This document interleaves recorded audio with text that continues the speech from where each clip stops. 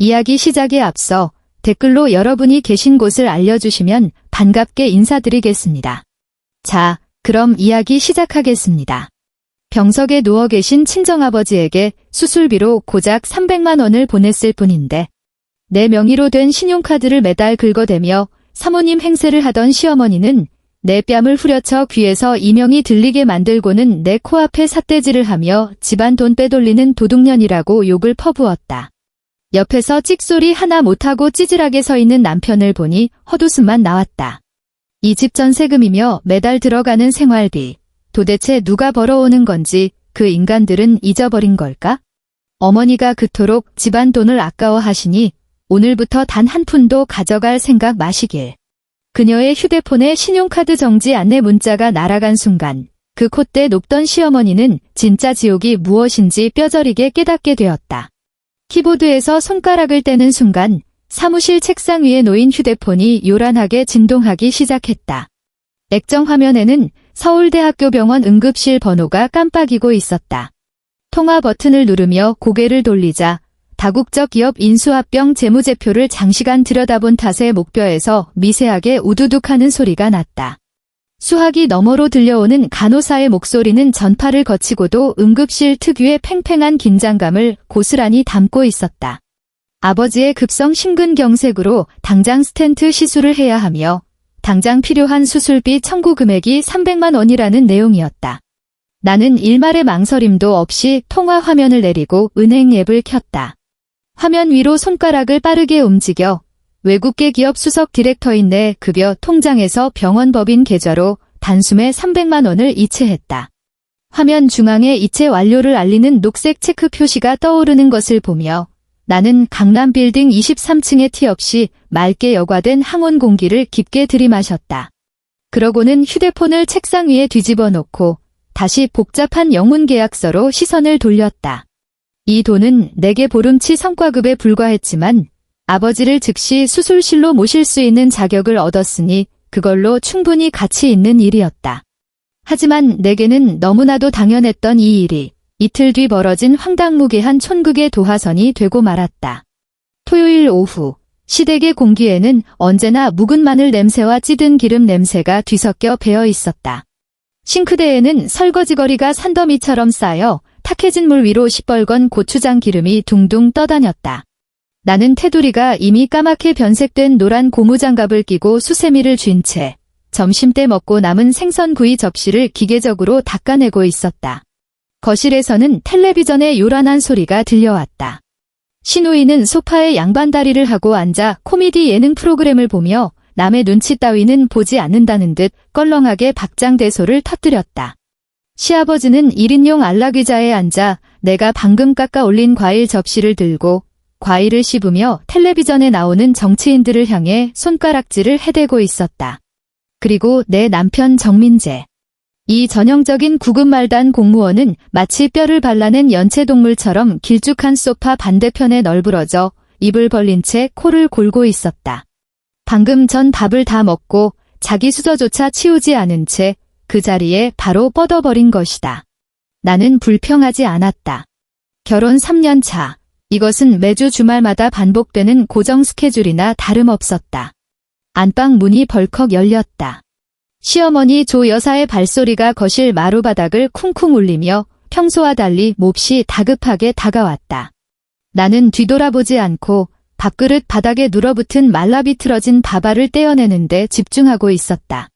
민재야, 내 휴대폰 방에서 충전하고 있니? 시어머니의 목소리가 거실에 울려 퍼졌다. 민재는 앓는 소리를 한 번 낼 뿐 깨어나지 않았다. 직후 짧은 정적이 흘렀다. 그러더니 발소리가 갑자기 방향을 틀어 부엌을 향해 곧장 돌진해왔다. 그 소리는 너무나 무겁고 빨랐으며 노골적인 공격성을 띠고 있었다.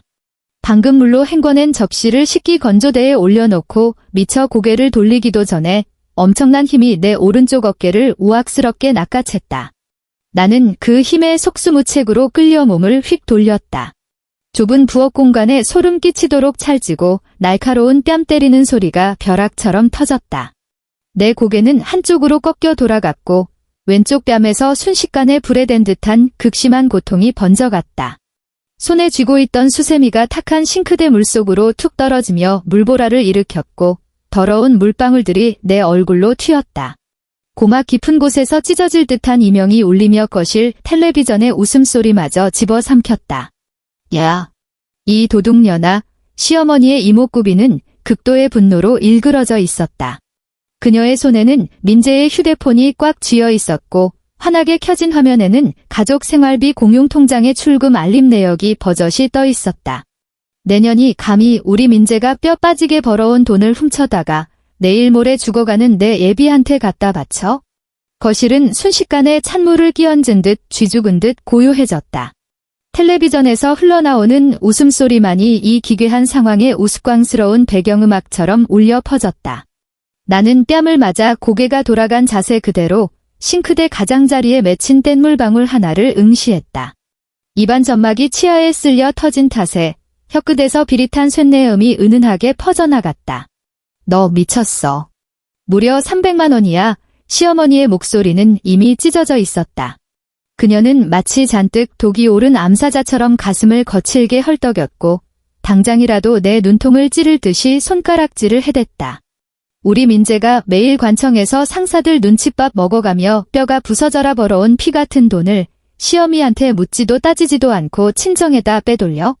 이 근본도 없고 파렴치한 년아, 아예 우리 집 기둥뿌리를 뽑아갈 작정이냐?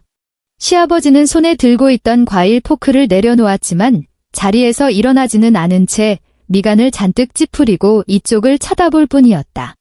신우이의 웃음소리는 뚝 끊겼고 몸을 소파 뒤로 움츠리면서도 그 눈빛에는 남의 집 구경하듯 흥미진진한 기색이 역력했다. 마침내 민재가 잠에서 깼다. 그는 눈을 비비며 소파에서 일어나 길길이 날뛰는 자기 엄마를 한 번, 고무장갑을 끼고 뺨이 시뻘겋게 부어오른 나를 한 번 번갈아 보았다. 그러고는 뒷머리를 북북 극적이며 지독하게 귀찮다는 듯 짜증 섞인 표정을 지었다. 아유, 엄마 왜 또 이래? 민재가 슬리퍼를 직직 끌며 다가왔지만 내 앞을 막아서서 어머니를 말리기는커녕 오히려 어머니 옆에 찰싹 붙어섰다. 그는 나를 힐끗 보며 명백히 탓하는 어조로 입을 열었다. 지훈아, 너도 참 300만 원이면 적은 돈도 아닌데 어떻게 나한테 말 한마디 없이 덜컥 보내냐? 봐라, 엄마가 저렇게 화가 나셨잖아.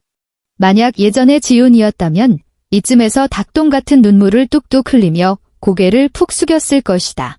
그리고 파르르 떨리는 목소리로 그건 내 급여 통장에서 나간 돈이라 변명하면서도 결국 가정의 평화를 위해 시어머니에게 허리를 굽혀 사과하고 다시는 이런 일이 없을 거라 맹세했을 것이다. 결혼 생활 3년 동안 나는 매번 그렇게 피눈물을 삼키며 이 집안의 알량한 체면을 지켜왔다. 하지만 이번엔 고개를 숙이지 않았다. 나는 천천히 고개를 돌려 내 앞에 세 사람을 똑바로 쳐다보았다. 자기가 무조건 옳다며 빳빳하게 쳐든 시어머니의 턱주가리, 귀찮은 일에 휘말리기 싫어 슬금슬금 시선을 피하는 민재의 눈빛, 그리고 내 돈으로 싹 다 갈아치운 거실의 최고급 가전제품들이 한눈에 들어왔다.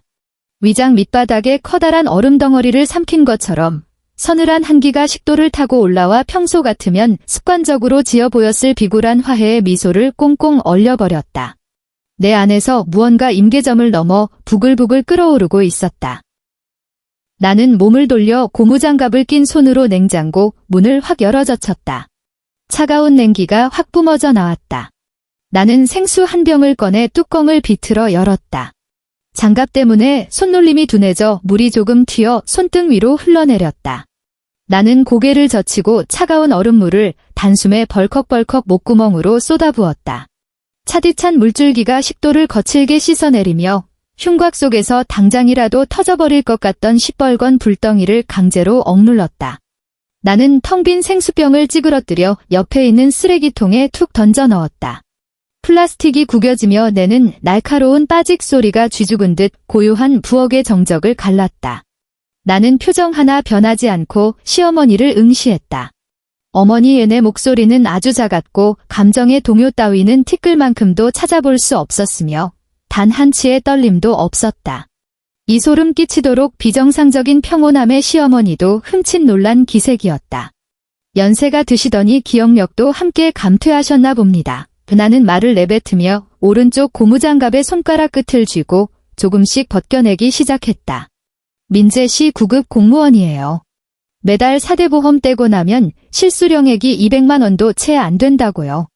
나는 오른쪽 고무장갑을 싱크대 모서리에 툭 던지듯 내려놓았다. 찰싹하는 가벼운 마찰음이 울렸다. 어머니 매일 아침 공복에 꼭 챙겨 드시는 그 브랜드 홍삼 진액. 그거 한 달에만 40만 원이 나갑니다. 매주 주말마다 온 식구 다 같이 가서 구워 먹는 그 한우. 한 끼에 30만 원이고요. 어디 그뿐인가요? 이번 달에 아가씨가 끄는 어학원 수강료. 그것도 생활비 통장에서 그근 거잖아요. 나는 왼쪽 장갑마저 벗기 시작했다. 민재 씨가 받아오는 그 쥐꼬리만 한 월급으로는 이 집안 보름치 기본 생활비조차 감당을 못해요. 도대체 무슨 착각을 하셨기에 그 300만 원이 민재 씨가 벌어온 돈이라고 생각하시는 겁니까? 시어머니의 두 눈이 순간 튀어나올 듯 커졌다. 자신이 방금 무슨 소리를 들었는지 믿기지 않는다는 표정이었다. 그녀는 헉하고 헛바람을 들이켜며 혈압이 오르는지 뒷목을 부여잡고 뒤로 한 발짝 물러섰다. 너 이 천둥벌거숭이 같은 년이. 시어머니의 목소리는 경악으로 쩍쩍 갈라졌다. 어디서 시어미한테 따박따박 계산질이야? 내가 우리 집안에 시집을 왔으면 내 돈도 다 우리 집안 돈이지. 민재가 구청 공무원 번듯한 명함으로 내 뒤를 든든하게 받쳐주니까 너 같은 여편네가 밖에서 그나마 돈푼이나 만지는 거 아니야? 내가 지금 감히 하늘 같은 남편 쥐꼬리만큼 번다고 무시해? 네, 무시하는 거 맞는데요. 나는 왼쪽 장갑마저 싱크대에 휙 던져버리고 그녀와 시선을 똑바로 맞췄다. 그래서 방금 제 아버지 수술비로 보낸 돈, 제 개인 급여 통장에서 나간 돈입니다. 어머님 댁 돈은 단 한 푼도 안 건드렸다고요. 방금 제 뺨을 치신 거 똑똑히 기억하겠습니다. 나는 시퍼렇게 진려분노로 파들파들 떠는 그녀의 얼굴을 더 이상 쳐다보지 않았다. 거실에서 시아버지가 지게 어른 앞에서 무슨 버르장머리 없는 태도냐 라고 벼락같이 고함을 쳤지만 완전히 무시했다. 나는 수건으로 대충 물기를 닦고 부엌을 빠져나와 현관 옷걸이에서 내 트렌치코트와 핸드백을 집어들었다. 너 지금 어딜까? 시어머니가 득달같이 쫓아와 악을 썼다.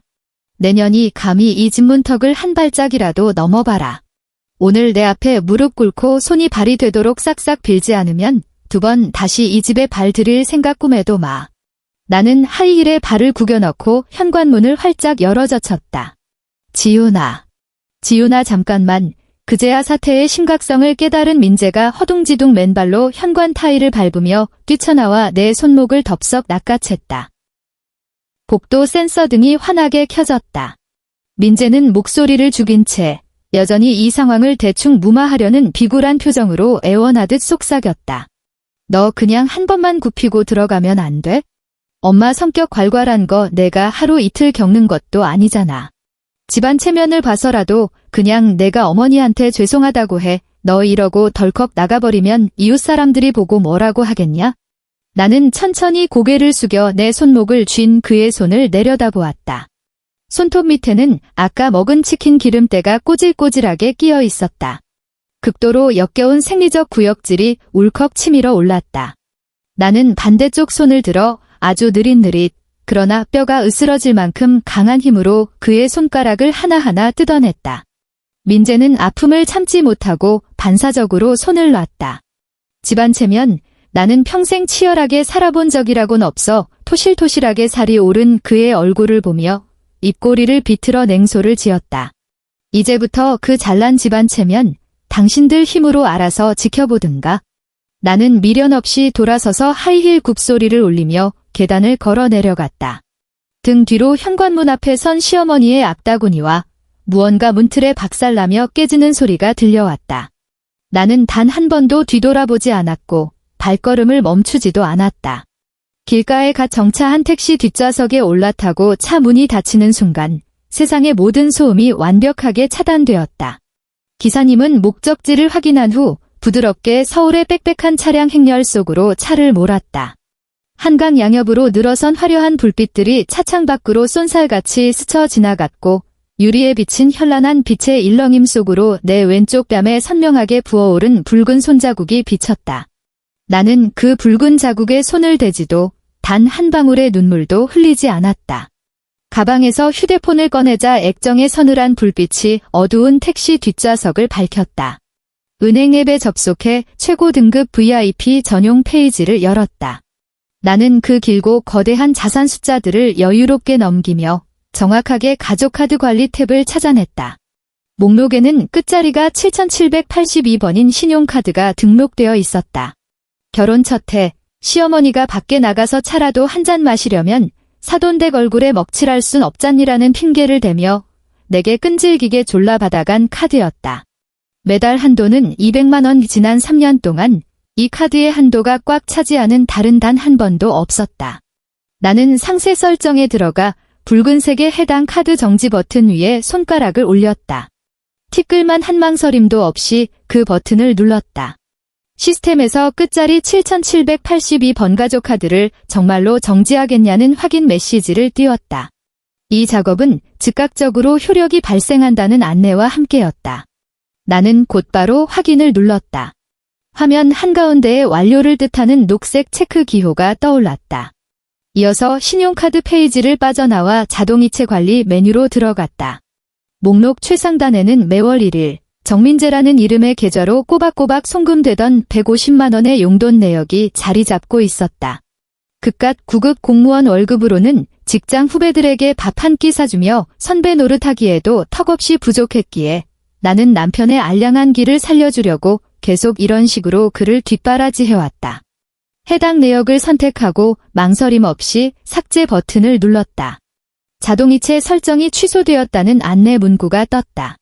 이 모든 과정을 마친 뒤 나는 휴대폰 화면을 끄고 핸드백 깊숙한 곳에 쑤셔 넣었다. 차창 밖으로 강남의 마천루들이 점점 가까워져 왔다. 그 차가운 빌딩 숲의 불빛들은 소름 끼치도록 냉정하면서도 지독하게 현실적이었다.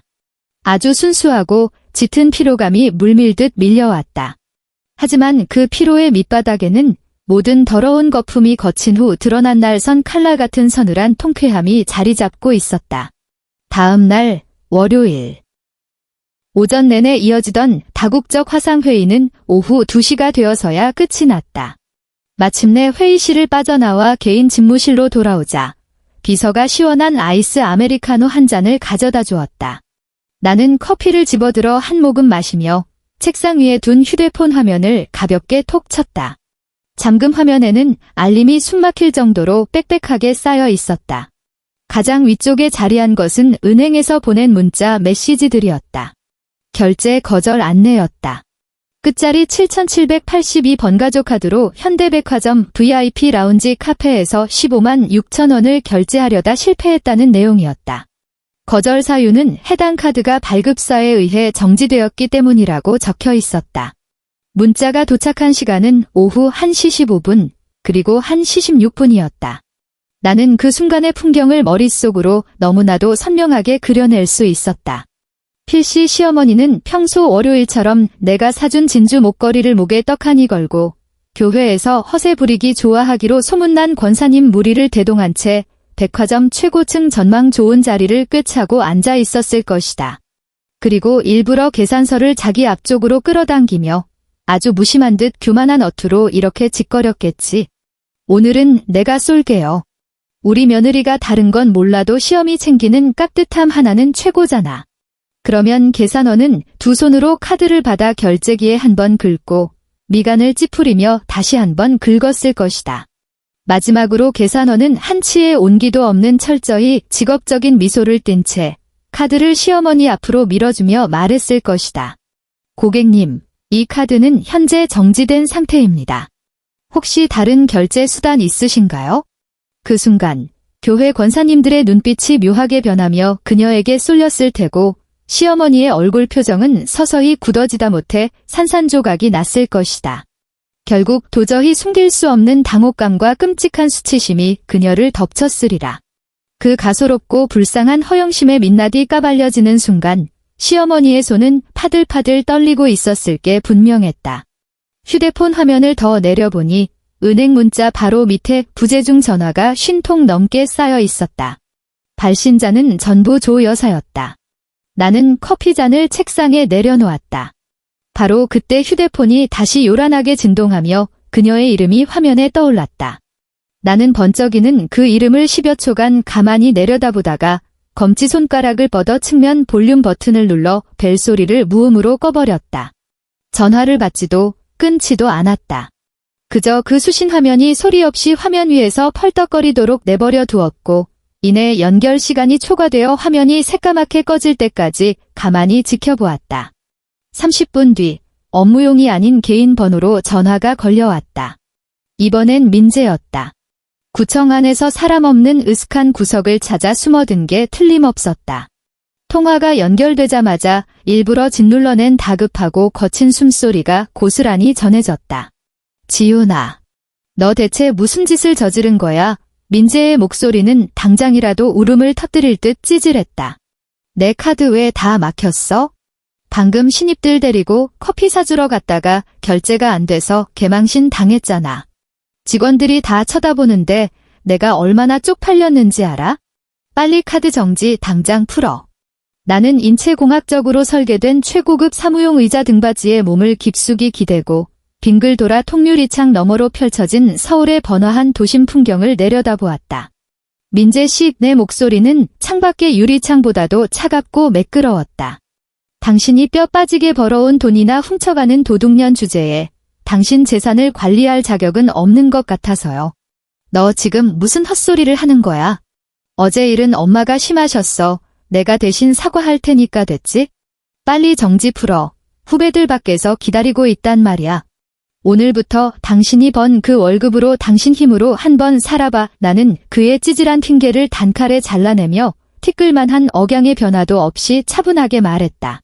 도둑년 돈 없이 당신들 삶이 어떻게 굴러가는지 똑똑히 지켜봐 줄 테니까.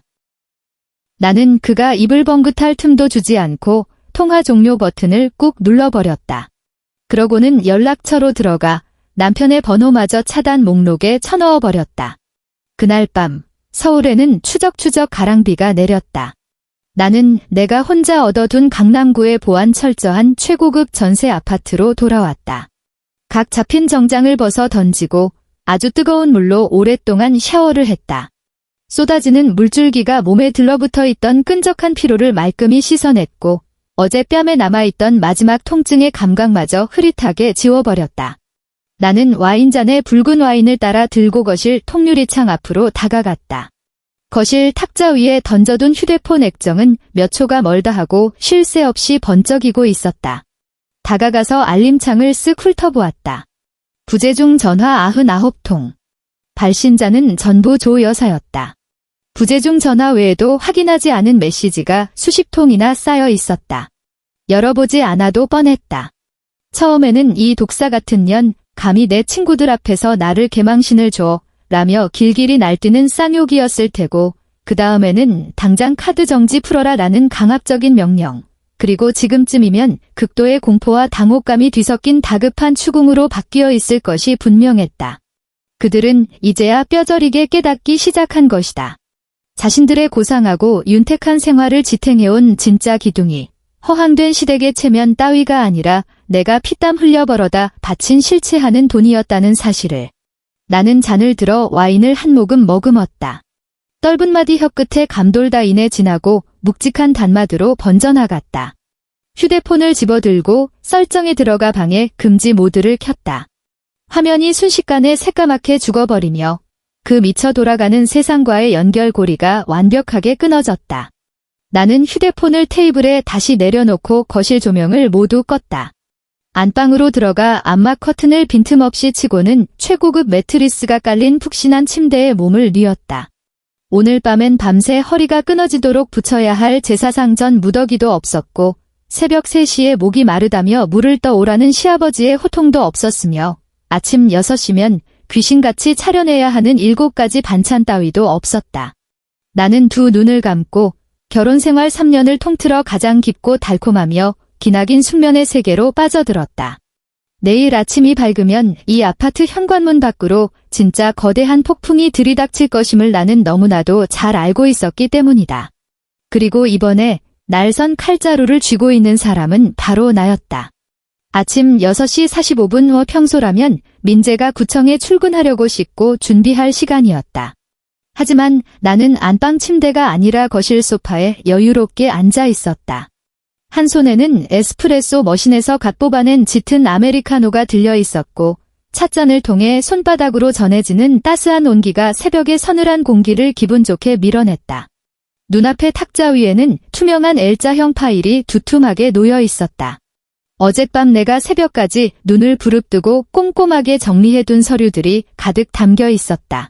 갑자기 현관 쪽에서 도어록 비밀번호 오류를 알리는 날카로운 경고음이 울렸다. 그 소리는 쥐죽은 듯 고요한 아파트 안에서 유난히 날 선 파열음을 내며 마치 거친 톱날로 신경을 긁어대는 듯했다. 커피잔을 든 내 손은 머리카락 한 올만큼도 미동하지 않았다. 나는 그저 무심하게 눈꺼풀을 들어 올려 현관 쪽을 응시할 뿐이었다. 이게 어떻게 된 거야? 왜 비밀번호가 틀리다고 나와? 문 밖에서 조 여사의 쇳소리 섞인 찢어지는 목소리가 들려왔다. 두꺼운 방화 철문을 뚫고 들어올 만큼 극도로 이성을 잃고 펄펄 뛰는 기색이 역력했다. 엄마가 숫자 잘못 누른 거 아니야? 내가 해볼게. 민재의 목소리였다. 밤새 뜬 눈으로 지새웠는지 짙은 피로감과 허둥대는 기색이 묻어났다. 이내 신경질적이고 다급하게 번호 키를 누르는 소리가 이어졌다. 아까보다 박자가 훨씬 빨랐고 참을성이라곤 바닥난 난폭함이 실려 있었다. 야, 이 망할 년이 비밀번호를 바꿨어. 시어머니의 악다구니가 순식간에 한 옥타브 치솟았고 직후 누군가 손바닥으로 육중한 현관문을 미친 듯이 쾅쾅 두들겨 대기 시작했다. 쾅, 쾅, 쾅. 정지윤. 당장 문 열어. 너 안에 있는 거 다 알아. 시어머니는 문이 부서져라 걷어차며 복도가 쩌렁쩌렁 울리게 악을 썼다. 내년이 비밀번호 따위 바꾼다고 능사인 줄 알아? 당장 기어 나오지 못해. 너 어제 내 카드에 무슨 짓을 쳐 해놓은 거야? 내가 드디어 미쳐서 발악을 하는구나. 엄마, 제발 목소리 좀 낮춰요. 이웃 사람들 다 튀어나오겠네. 민재가 어떻게든 그녀를 말려보려 했지만 그 목소리는 물에 젖은 휴지 조각처럼 힘이 없었다. 들으면 어때서? 내가 내 며느리년 버르장머리 고쳐놓겠다는데 누가 감히 참견이야. 정지윤. 당장 이 문 안 열어? 이게 말이나 되는 소리야? 감히 하늘 같은 시험이 신용카드를 정지시켜? 내년 눈에는 어른이 아주 똥구멍으로 보이지. 나는 아주 느긋하게 커피를 한 모금 삼켰다. 쌉싸름하면서도 풍미가 짙은 액체가 식도를 타고 내려가며 내 뇌세포 하나하나를 그 어느 때보다 명료하게 각성시켰다. 나는 탁자에 찻잔을 조심스레 내려놓은 뒤 자리에서 일어나 현관 안쪽으로 천천히 걸어가 월패드 인터폰 화면을 켰다. 화면 가득 분노로 기괴하게 일그러진 시어머니의 낯짝이 광각 렌즈를 통해 기형적으로 확대되어 나타났다. 미용실에서 공들여 드라이한 평소의 머리칼은 산발이 되어 뻗쳐 있었고 밤새 한숨도 못 잔 탓인지 눈밑 지방은 보기 흉할 정도로 퉁퉁 부어올라 있었다. 그 뒤에 선 민재는 넥타이가 삐딱하게 돌아간 채 커다란 서류 가방을 들고 복도 끝 엘리베이터 문이 열려 행여나 누가 볼까봐 쥐새끼처럼 주위를 두리번거리고 있었다. 나는 검지를 뻗어 인터폰의 통화 연결 버튼을 꾹 눌렀다.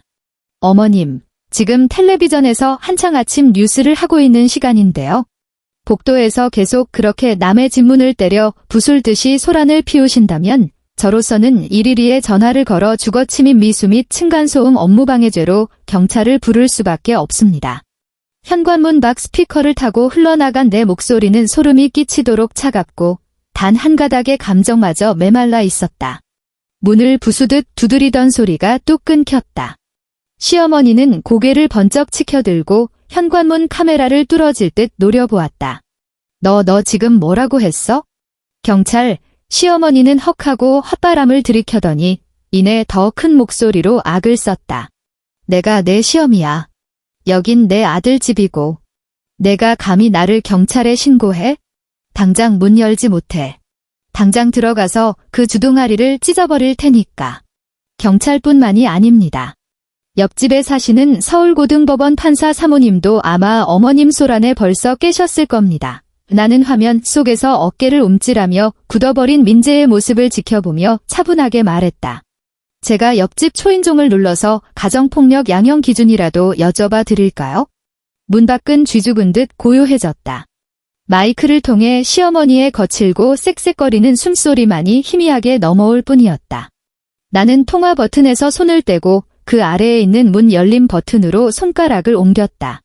철컥하는 소리와 함께 무거운 방화문이 살짝 틈을 벌렸다. 문이 열리기가 무섭게 시어머니는 미친 들소처럼 우당탕 밀고 들어왔다. 그녀는 오른쪽 손바닥을 높이 치켜들고 내 뺨을 향해 곧장 돌진했다. 토요일 부엌에서 내 따귀를 올려붙이던 바로 그 자세였다. 하지만 나는 이미 대비하고 있었다. 오른쪽 뒤로 반걸음 물러서자 시어머니의 손은 허공을 갈랐고 그녀는 관성을 이기지 못해 앞으로 크게 휘청거렸다. 현관 대리석 바닥에 신발 밑창이 긁히며 끼익하는 날카로운 마찰음이 울렸다. 이게 감히 피장을 쳐 시어머니는 간신히 중심을 잡고는 몸을 돌려 다시 달려들려 했다. 엄마, 제발 그만 좀 하세요. 그제야 현관으로 비집고 들어온 민재가 시어머니의 허리를 덥석 끌어안고 신발장 앞에 억지로 주저앉혔다. 지훈아, 너도 엄마 그만 좀 자극해. 일단 카드 정지부터 풀어. 나 어젯밤에 택시비도 결제가 안 돼서 여기까지 걸어왔단 말이야. 나는 거실 원목 마루 끝에 서서 대리석 현관에 엉겨붙어 있는 두 사람을 차갑게 내려다보았다. 슬리퍼를 내어주지도 신발을 벗고 거실로 들어오라는 눈치도 주지 않았다. 카드 정지 풀 일은 없을 거야. 나는 팔짱을 낀 채 민재를 싸늘하게 노려보았다. 카드뿐만이 아니야. 오늘부터 당신들은 내게서 100원짜리 동전 하나도 가져가지 못할 테니까. 내년이 단단히 미쳤구나. 시어머니는 민재의 손을 뿌리치고 내 코앞에 삿대질을 하며 핏대를 세웠다. 내가 돈 몇 푼 번다고 아주 눈에 뵈는 게 없지?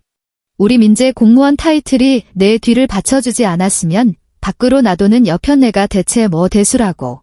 우리 집 밥 빌어먹고 우리 민재 집에서 번듯이 사는 주제에 내가 무슨 자격으로 내 카드를 막아. 너무나도 당당한 그녀의 얼굴을 보자 문득 실소가 터져나왔다. 나는 정말로 소리내어 웃었다. 입꼬리가 서늘하게 말려 올라갔다. 나는 몸을 돌려 거실 탁자로 다가가 그 두툼한 투명 파일을 집어들고 다시 현관으로 걸어왔다.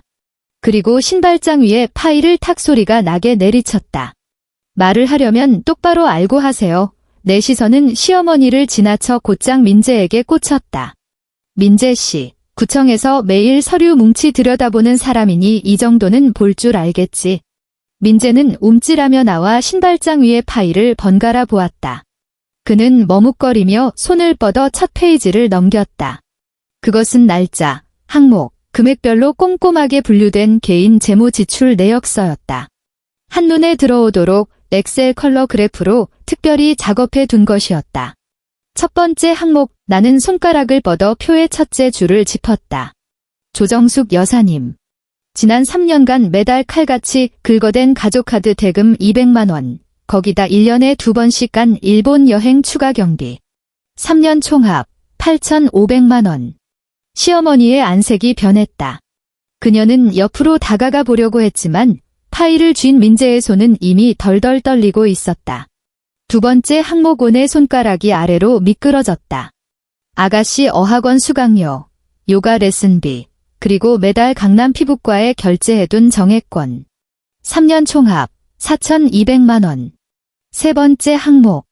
민재 씨가 매월 1일이면 꼬박꼬박 받아간 용돈, 그리고 그 잘난 자동차 자차 보험료와 유지비. 3년 총합 6,100만 원. 나는 점점 사색이 되어가는 민재의 얼굴을 보며 장전된 총에 방아쇠를 당기듯 한 글자 한 글자 또박또박 쏘아붙였다. 매주 주말마다 식탁에 오르던 한우 고기며 당신들이 누리고 사는 최고급 가전제품, 심지어 어머니가 매일 아침 공복에 마시던 그 비싼 홍삼 진액은 말할 것도 없지. 그 모든 돈, 전부 나라는 도둑년 급여 통장에서 빠져나간 거야. 너 지금 이런 걸 왜 계산하고 앉았어? 시어머니의 목소리는 방금 전의 기세가 한풀 꺾여 찔리는 구석이 있는 듯한 허세가 배어나왔다. 우린 다 한 식구 아니냐? 며느리가 시부모 봉양하는 건 하늘이 내린 도리인데 내가 지금 이깟 숫자들 들이밀면서 우리한테 빚이라도 갚으라는 거냐? 빚이요. 아니요. 나는 코웃음을 쳤다. 저는 그저 당신네 식구들이 그렇게나 자랑스러워하던 중산층 라이프가 도대체 누구의 적선으로 세워진 건지 보여드리는 것뿐입니다. 그 돈이 죄다 민재 씨가 벌어온 거라고 굳게 믿으셨으니 이제 이 명세서가 당신들의 그 알량한 허영을 발가벗겨줄 칼이 되겠네요.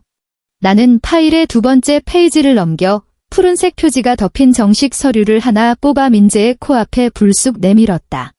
민재가 고개를 숙여 서류를 확인한 순간 그의 동공이 지진이라도 난 듯 격렬하게 흔들렸다. 그것은 바로 협의혼 의사 확인 신청서였다. 너 지금 이혼하자는 거야? 민재의 목소리가 갈라져 튀어나왔다. 그는 고개를 번쩍 들고 믿을 수 없다는 듯 나를 바라보았다. 겨우 이런 사소한 일로? 지훈아, 장난치지 마. 아무리 송금 문제로 화가 났어도 그렇지. 억지 부리는 것도 정도가 있지. 사소한 일. 나는 그를 똑바로 응시했다. 내 어머니가 온 가족이 보는 앞에서 내 뺨을 후려쳤는데도 넌 등신처럼 옆에 서서 왜 미리 말 안 했냐고 나를 탓했지. 그게 사소한 일이라고? 그거야 내년이 먼저 잘못을 저질렀으니까 그렇지. 세상 천지의 시댁에 묻지도 않고 거액을 친정에다 빼돌리는 며느리가 어디 있어. 시어머니가 다시 끼어들었지만 목소리엔 명백히 기가 죽어 있었다. 그녀의 두 눈은 이혼 서류에 불안하게 꽂혀 있었다. 누굴 겁주려고 들어? 이혼할 거면 해. 우리 민재는 아직 한창 떼고 평생 연금 나오는 철밥통 공무원인데 마음만 먹으면 차만 처녀 못 구할 줄 알아? 이혼 딱지 붙은 년이 이 집에서 쫓겨나면 어디 갈 데나 있을 줄 알고. 시어머니는 이혼 서류를 확 낚아채더니 내 코앞에 삿대질을 하며 소리쳤다. 당장 도장 찍어. 다 찍었으면 당장 우리 민재 집에서 몸만 쏙 빠져나가. 옷까지 하나도 건드리지 말고 당장 나가란 말이야. 나는 그녀의 촌극을 조용히 지켜보았다. 내 약점이라도 쥐었다고 착각하는 저 멍청한 몰골이라니. 어머니, 뒤에 있는 서류도 마저 꼼꼼히 확인해 보셔야 할 겁니다. 나는 턱끝으로 파일을 까딱 가리켰다. 민재는 마른 침을 꿀꺽 삼키더니 덜덜 떨리는 손으로 세 번째 페이지를 넘겼다. 그것은 10페이지가 훌쩍 넘는 부동산 전세 계약서였다. 계약서를 훑어내리던 민재의 시선이 임차인 난에 멈춰섰다. 그곳에는 너무나도 선명하게 세 글자가 박혀 있었다. 정지윤. 정민재가 아니었다. 그 아래에 적힌 전세 보증금 액수. 8억 원. 이게 무슨 뜻이야? 민재의 목소리는 완전히 삑사리가 났고 엄청난 공포감이 스며들어 있었다. 이제 상황 파악이 좀 돼. 나는 그를 서늘하게 쳐다보았다. 당신들이 입에 침이 마르도록 자랑하던 그 잘난 민재의 강남 최고급 아파트. 5년 전에 당신네 집에서 보증금 3천만 원을 보태주긴 했지? 근데 그 돈으론 관악구 낡은 원룸 하나 겨우 얻어. 결혼할 때 전세금 8억짜리 이 아파트를 구하려고 내 전 재산을 털어넣었고 외국계 수석 디렉터 신용으로 은행에서 4억 원을 대출받았어. 나는 계약서 뒤에 첨부된 은행 이체 확인증을 뽑아 민재의 가슴팍에 탁 쳐서 밀어붙였다. 이 집 계약서에 당신 이름은 없어. 8억 원짜리 전세금, 단돈 1원까지 전부 내 통장에서 집주인에게 송금된 거라고. 시어머니는 얼어붙었다. 그녀는 나와 민재를 번갈아 보더니 전세 계약서를 획 빼앗아 들었다. 복잡한 계약 조항은 읽을 줄 몰라도 8억이라는 어마어마한 숫자와 정지윤이라는 눈의 가시 같은 이름 세 글자는 똑똑히 알아볼 수 있었다. 거짓말, 시어머니가 비명을 질렀다. 극도의 공포에 질려 쇳소리가 났다. 말도 안 돼. 이 집은 우리 민재 집이야. 너희 결혼할 때 사돈어른이 분명히 제 아버지가 사돈댁 체면 깎이기 싫으셔서 남들 앞에서 민재 씨 길을 살려준 것뿐입니다. 나는 가차없이 그녀의 말을 잘랐다. 그런데 남이 세워준 체면을 당신들 진짜 능력인 줄 착각하고 되려 은혜를 원수로 갚을 줄은 꿈에도 몰랐네요. 나는 손목을 들어 시계를 한번 흘끗 보았다. 강남구 부동산과 집주인에게는 이미 연락해 두었습니다. 다음 달 초면 이 전세 계약은 정식으로 해지됩니다. 8억 원의 보증금은 제 개인 통장으로 고스란히 반환될 거고요. 나는 손을 내리고 얼음 송곳같이 차가운 시선을 그들의 얼굴에 콱 박아 넣었다. 당신들이 보탰던 그 3천만 원은 지난 3년간의 생활비에서 공제하고 난이 10원짜리 하나 안 남았더군요.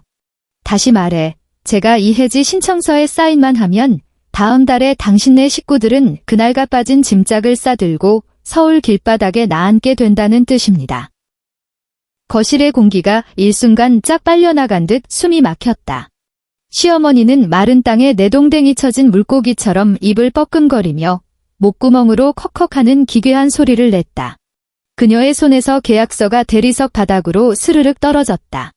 그제야 아나무인과 억지로 겹겹이 둘러싸고 있던 그녀의 가련한 자존심이 8억 원이라는 압도적인 현실 앞에 산산조각이 났다. 그들은 마침내 깨달았다. 지금까지 발밑에 두고 물 심부름이나 시켜먹던 며느리가 사실은 금방이라도 무너져 내릴 이 모래성의 유일한 기둥이었다는 사실을. 지우나 민재의 무릎이 푹 꺾였다. 그는 알량한 공무원 체면 따위는 내던진 채 앞쪽으로 확 다가와 양손으로 내 팔을 생명줄처럼 부여잡았다. 지우나, 이러지 마. 우리는 가족이잖아. 우리 엄마가 나이 드시고 노망이 나셔서 그래. 내가 참아. 내가 엄마 대신 사과할게. 원한다면 지금 당장 무릎이라도 꿇을게. 민재는 말을 마치기 무섭게 정말로 두 무릎을 굽히며 바닥에 꿇어앉으려 했다. 나는 더러운 벌레라도 피하듯 그의 손을 강하게 뿌리치고 뒤로 한 발짝 물러섰다. 너무 늦었어. 나는 파일맨 뒤에서 서울대학교 병원 응급의학과 직인이 찍힌 진단서를 빼내어 그들 앞에 툭 던졌다. 좌측 안면부 연부조직 좌상, 경도 뇌진탕 의심. 토요일에 맞자마자 병원에 가서 끊어둔 상의 진단서야. 거실 홈캠 SD 카드에 고스란히 담긴 녹화 영상과 녹음 파일도 확보해뒀어. 나는 이미 백지장처럼 새하얗게 질려버린 시어머니의 얼굴을 내려다보았다. 오늘 오후 3시까지 이 협의혼 서류에 도장 안 찍으면 이 진단서랑 녹음 파일 들고 곧장 경찰서로 가서 고소장 접수할 거야. 그 다음엔 민사소송을 걸어서 지난 3년간 내 허락도 없이 무단으로 긁어댄 신용카드 결제, 대금 전액 반환 청구 소송을 진행할 거고. 이건 법적으로 명백한 신용카드 부정사용이자 사기죄에 해당하거든.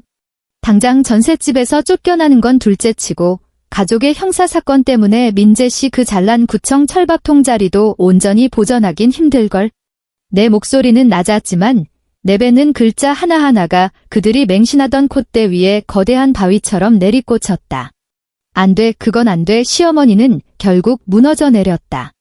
그녀는 다리에 힘이 풀리며 철푸덕 소리와 함께 현관의 차가운 대리석 바닥에 속절없이 주저앉았다.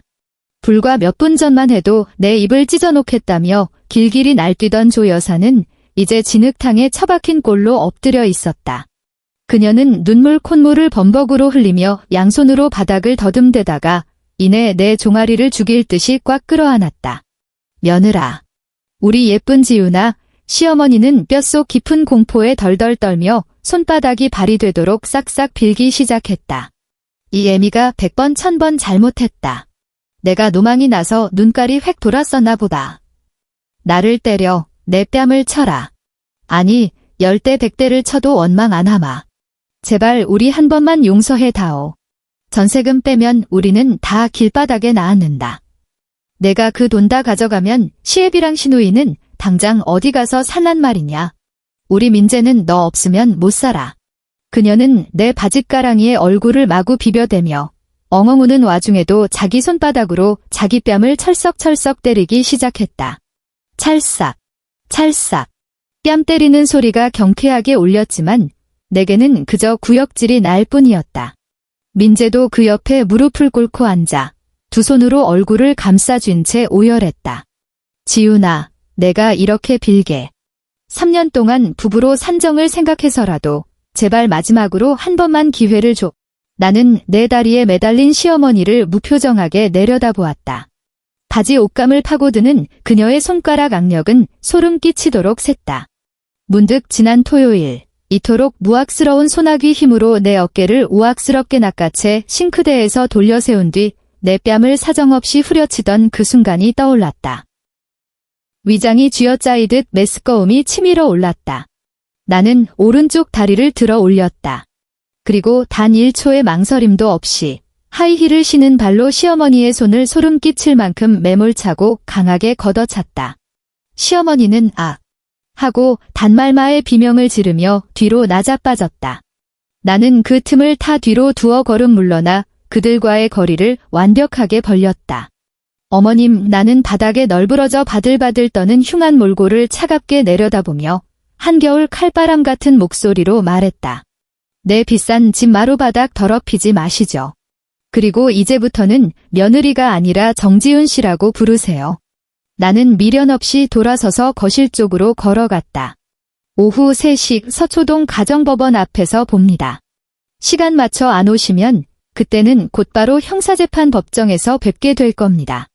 그날 오후 서울의 하늘은 금방이라도 폭우가 쏟아질 듯 먹구름이 짙게 깔려 후텁지근하고 숨이 막혔다. 서초동 가정법원 조정실의 공기 역시 숨막히도록 무거웠다. 명백한 폭행상의 증거와 수백 장에 달하는 카드 부정 사용 지출 내역서가 제출된 덕분에 통상적으로 사주가 걸리는 이혼 숙려 기간은 판사 직권으로 즉각 면제되었다. 민재는 긴 테이블 맞은편에 넋이 나간 채 앉아 있었다. 불과 반나절 만에 10년은 폭삭 늙어버린 듯한 꼴이었다. 매주 내가 직접 세탁소에 맡겨 칼주름을 세워 입혔던 고급 정장은 지금은 구겨진 걸레짝처럼 축 늘어져 있었다. 볼펜을 쥔 그의 손은 수전증 환자처럼 사시나무 떨듯 떨렸고 최종 합의서에 차마 도장을 찍지 못하고 주저했다. 판사가 미간을 찌푸리며 재촉했다. 정민재 씨, 재산 분할에 이의가 없으시면 서명하십시오. 아내분께서 위자료 청구도 포기하시고 혼전 재산인 전세 보증금 원금만 회수하겠다고 하신 건 법적으로 봐도 대단히 관대한 양보입니다. 그렇다. 나는 그깟 푼돈 수준의 위자료 따위는 깔끔하게 포기했다. 그 인간들에게 거액의 빚더미를 안겨주고 법정 싸움을 질질 끄는 것도 통쾌하겠지만 당장 내 집에서 그들을 길거리로 내쫓고 내 돈 없는 비참한 현실을 뼈저리게 체험하게 만드는 것이야말로 가장 치명적인 응징임을 알았기 때문이다.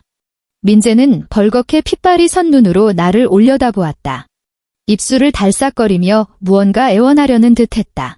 나는 그를 쳐다보지도 않은 채 테이블 위에 나뭇결만 건조하게 응시했다. 결국 깊고 무거운 한숨과 함께 종이 위로 볼펜 촉이 미끄러지는 사각사각 소리가 울려 퍼졌다. 마지막으로 도장이 찍히는 쾅 하는 둔탁한 소리가 법정의 침묵을 갈랐다. 지난 3년간의 지긋지긋하고 기형적이었던 결혼 생활이 마침내 법적으로 완벽하게 사망 선고를 받는 순간이었다. 법원 정문을 나설 때 민재가 허둥지둥 내 뒤를 쫓아왔다. 지우나 그의 목소리는 쇳소리가 날 만큼 심하게 갈라져 있었다. 엄마 지금 집에서 짐 싸고 있어. 계속 울기만 해. 집은 마포구 쪽에 하나 구했어. 단지하 방이야. 우리 형편에 당장 월세 낼 수 있는 곳이 거기밖에 없어서. 그는 나를 보며 길 잃은 유기견처럼 처량하고 애절한 눈빛을 보냈다. 마치 지난 3년 동안 늘 그래왔듯 내가 마음이 약해져 지갑에서 신용카드라도 꺼내 모든 뒷수습을 해결해 주길 바라는 눈치였다. 나는 걸음을 멈추고 고개를 돌려 그를 똑바로 쳐다보았다.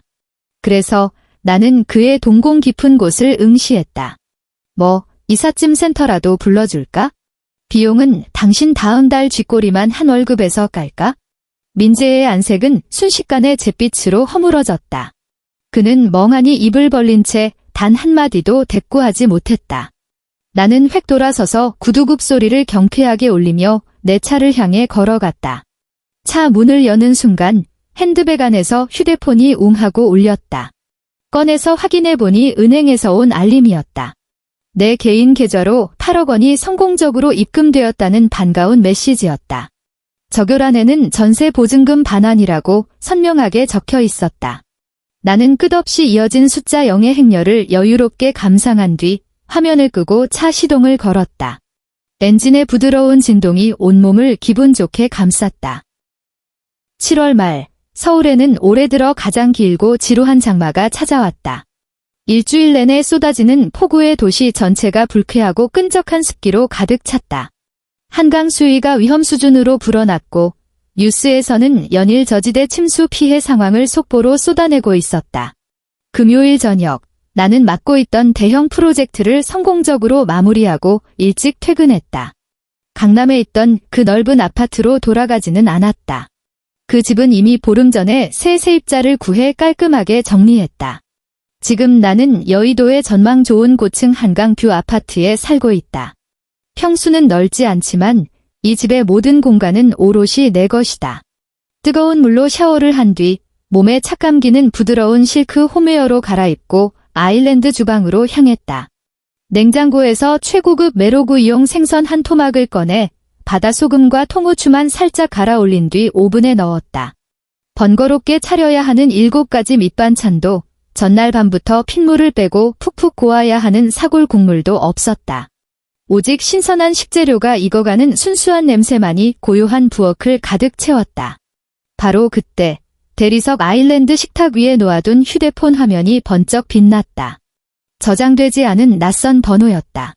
수신 거부를 하려다 실수로 그만 통화 버튼을 밀어버리고 말았다. 전화가 연결되자마자 스피커를 찢을 듯한 엄청난 소음이 쏟아져 나왔다. 폭우가 미친 듯이 쏟아지는 소리, 하수구가 역류하며 꿀럭꿀럭 토해내는 역겨운 소리, 그리고 흙탕물을 첨벙거리며 무언가를 퍼내는 둔탁한 소리였다. 지훈아 지훈, 민재였다. 물먹은 듯 헐떡이는 짐승 같은 숨소리 너머로 도저히 통제되지 않는 절망적인 곡소리가 섞여 들려왔다. 나는 미간을 살짝 찌푸린 채 아무 말도 하지 않았다. 지훈아, 제발 끊지 마. 내 휴대폰 요금을 못 내서 정지당하는 바람에 집주인 아저씨 폰 빌려서 전화했어. 민재의 목소리는 빗물과 눈물이 범벅이 된 듯 지독한 코맹맹이 소리가 났다. 마포 여기 지대가 낮아서 물바다가 됐어. 하수구가 터져서 똥물에 흙탕물이 섞여서 반지하 창문으로 폭포수처럼 쏟아져 들어오고 있어. 지금 방 안에 물이 무릎까지 찼어. 수화기 너머로 갑자기 시어머니의 처절하고 기괴한 악다구니가 터져나왔다. 아이고 하늘도 무심하시지. 냄새. 이 똥물 냄새 어떡할 거야. 아이고 내 이불. 그 이불 떠내려간다 잡아라. 빗소리를 뚫고 전해지는 조 여사의 울부짖음은 소름 끼치도록 생생했다. 민재야. 너 빨리 지훈이한테 전화 안 해. 빨리 차 끌고 와서 우리 당장 강남 아파트로 데려가라고 해. 이 늙은이 똥물에 몸뚱이 썩어 문드러지는 꼴 보고 싶어서 환장했냐? 엄마. 강남 아파트 진작에 전세 빼서 남의 집 넘어갔다고 했잖아. 다라이 구멍 났어. 그만 퍼내. 민재가 절망에 찬 목소리로 빽소리를 지르더니 다시 수화기에 대고 비굴하게 애원했다. 지훈아, 나 돈 좀 빌려주면 안 될까? 50만 원. 아니 30만 원이라도 좋아. 당장 동네 모텔방이라도 잡고 피신해야 하는데 수중에 돈이 10원짜리 한 장 없어. 엄마가 예전에 너 김장할 때 쓰던 10벌건 고무 다라이로 바닥에 무릎 꿇고 앉아서 똥물 퍼내고 있어. 밖에서 밀려온 유리 조각에 찔려서 손바닥에서 피가 철철 나는데도 엄마가 똥물 퍼내면서 엉엉 울고 있어. 지가 미친년이었다고. 내 뺨 때린 거 땅을 치고 후회한다고. 내가 주말마다 구워주던 마블링 좋은 한우 고기 먹고 싶다면서 울어. 지훈아. 제발 예정을 생각해서라도. 그때 오븐에서 경쾌하게 조리 완료를 알리는 차임벨 소리가 울렸다. 메로구이가 노릇노릇하게 잘 구워진 모양이었다. 나는 하수구 똥물이 역류하며 끓어오르는 더러운 소리와 흙탕물 속에서 찢어질 듯 울부짖는 시어머니의 찌질한 회한의 곡소리를 조용히 감상했다. 민재씨, 마침내 내가 입을 열었다. 스스로도 놀랄 만큼 한없이 고요하고 우아한 목소리였다. 그깟 고무 다라이로 빗물은 다 못 퍼낼 텐데. 당신들 그 밑 빠진 독 같은 구역질 나는 탐욕을 영원히 채울 수 없었던 것처럼 말이야. 나는 그가 더 이상 구차한 목소리를 내도록 허락하지 않았다. 가차없이 통화 종료 버튼을 누르고 방금 걸려온 집주인이라는 사람의 번호까지 깔끔하게 수신 차단 목록에 넣어버렸다. 화면이 까맣게 죽은 휴대폰을 아일랜드 식탁 위에 무심히 뒤집어 놓았다. 나는 뒤돌아서서 실리콘 오븐 장갑을 끼고 갓 구워진 요리를 꺼냈다. 메로구이 겉면은 황금빛으로 바삭하게 익어 지글지글 소리를 냈고 환상적인 버터 풍미가 코끝을 간지럽혔다. 젓가락으로 뽀얗고 통통한 생선살을 발라내어 입안에 쏙 넣었다. 가시도 없고 비린내도 나지 않았다. 귓가에 대고 시댁의 도리니 며느리의 효도니 하며 개거품을 무는 인간도 없었다. 어른이 먼저 숟가락을 들 때까지 기다릴 필요도 없었고 남의 눈치를 보며 밥알을 씹을 이유도 없었다. 나는 싱크대 앞으로 걸어가 수전을 틀었다. 티 없이 맑고 깨끗한 수돗물이 시원하게 쏟아져 내렸다. 나는 흐르는 물에 손을 뻗어 손끝에 묻은 아주 작은 기름기 하나까지 섬세하고 꼼꼼하게 씻어냈다. 세련된 조명 아래 빛나는 내 길고 깨끗한 열 손가락을 가만히 내려다보았다. 3년 내내 독한 주방세제에 찌들어 갈라지고 거칠어졌던 흔적도, 싸구려 식용유 기름때에 찌들어 누렇게 떴던 자국도 남김없이 사라져 있었다. 손목 부분이 까맣게 곰팡이가 슬었던 구역질 나는 노란 고무장갑, 그리고 아무리 닦아도 끝이 없던 시뻘건 고추장 기름이 둥둥 떠다니던 썩은 하수구 같은 싱크대. 그 모든 것들은 악몽처럼 들러붙어 있던 종양 덩어리처럼 이제 내 완벽한 인생에서 영원히 도려내졌다. 창밖으로는 여전히 서울 시내를 삼켜버릴 듯한 미친 폭우가 쏟아지고 있었다. 마포구의 어느 이름 모를 곰팡내 나는 반지하 방은 지금쯤 역겨운 똥물 냄새와 끝없는 절망으로 가득 차 있을 것이다. 하지만 한 가지는 확실하다. 이제 내 빛나는 세상에 구정물이 새어 들어올 일은 2번 다시 없을 거라는 걸. 오늘의 이야기는 여기서 마무리됩니다. 이 이야기가 여러분의 속을 시원하게 뻥 뚫어주었기를 바랍니다. 항상 웃음 가득한 하루 보내시길 바라며 우리는 다음 이야기에서 다시 만나겠습니다. 감사합니다.